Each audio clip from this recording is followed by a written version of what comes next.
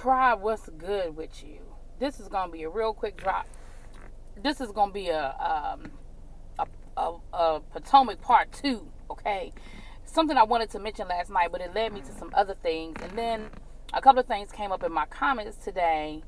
And as I was traveling in the YouTube streets, I read in some other comments. All right, here's the thing about reality shows. Everybody wants to create a story. I get it. Whether it be your real story or embellished for the purposes of the show. I get it. Cool. But one thing I live by, and my girl Judge Judy says it all the time. This is my girl. I love me some Judge Judy. Judge Judy says it all the time. She said, if you remember your story, no, I'm sorry, that's a lie. If you tell the truth, you don't have to remember your story. If you telling the truth, it's going to be the truth no matter what. You don't have to remember what you said.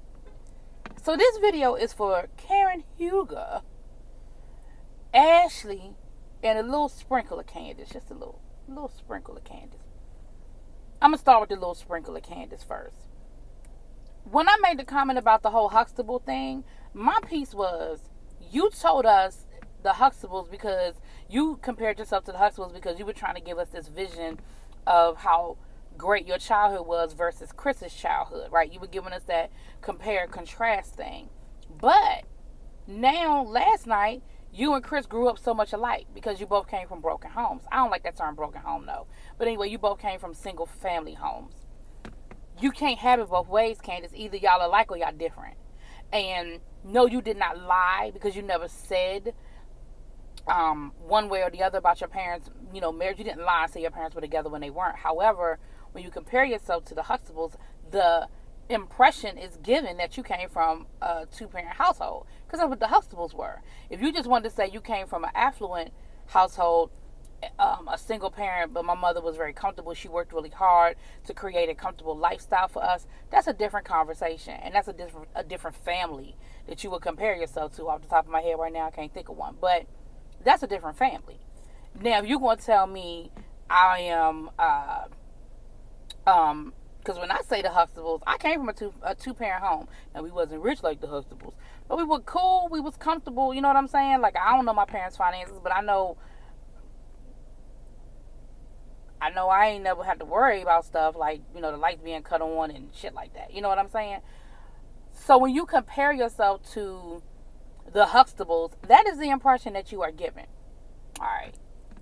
My second person today, as I was reflecting back, I meant to bring up the whole Karen said she was offered college, but she denied it. What the fuck? What are you talking about, Karen? Who? What? Now, I could have sworn Karen said she went to college. She said that she was, when she had the situation where she was raped, she said that happened while she was in college. So, last night, once again, you gave the impression because when Robin was like, well, you calling me dumb, but I have a college degree, which one, having a college degree does not make you smart. I went to school with a lot of motherfuckers who have college degrees, and they're not that bright. But you were saying it like, oh, well, I had the opportunity to go to college, but I denied it, or whatever the term you use. I want to say she said denied it or declined it. Maybe that's what she said. And everybody at the table was like, what the fuck you talking about? You were offered college, but you declined it. Well, my parents offered that opportunity to me, but I declined it, which again is giving the impression that you never went to college. She said, because I was an entrepreneur. Yeah, you said the only job your ass ever had was at Taco Bell. So, whatever. I don't know what kind of entrepreneur you were doing at Taco Bell. And that's no shade to people who own Taco Bell franchises, because that is a great, people who own franchises, that's money. I ain't mad at you. I'm not talking about that. I'm talking about, you said that's the only job you ever had, yet you didn't go to college because you were an entrepreneur, yet you said you went to college because that's where you were sexually assaulted, yet you say you're an entrepreneur, but this is the first business I had ever heard you talking about.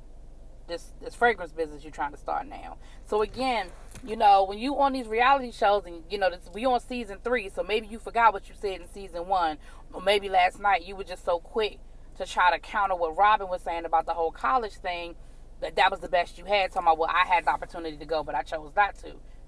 So you're giving us the impression that you didn't go to college. So something ain't right. One of them stories you told ain't true.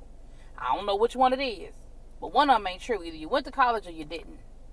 So, and if I'm wrong, drop it in them comments. But I know what I heard.